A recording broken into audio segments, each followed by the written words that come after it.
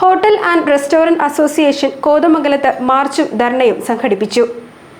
പാചകവാതക വിലവർദ്ധനവിനെതിരെ പ്രഖ്യാപിച്ച സമരത്തിന്റെ ഭാഗമായാണ് hotel and restaurant association Kothamangalam unit മാർച്ചും ധർണയും നടത്തിയത്.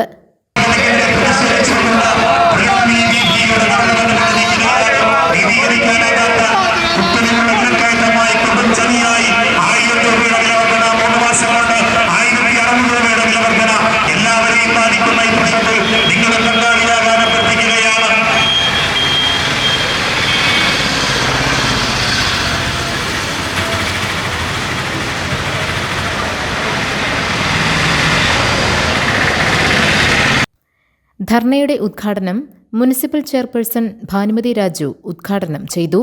കെ അശോകൻ അധ്യക്ഷത വഹിച്ചു. പ്രിൻസ് വർക്കി, VT ഹരിഹരൻ, PK സഹീർ തുടങ്ങിയവർ പ്രസംഗിച്ചു. വാണിജ്യത്തിനാവശ്യമായ ഗ്യാസിന് 993 രൂപയാണ് ഒറ്റ അടിക്ക് കേന്ദ്ര ഗവൺമെൻറ് വർദ്ധിപ്പിച്ചിരിക്കുന്നത്. ഇത് ഒട്ടും ഭൂഷണമല്ല.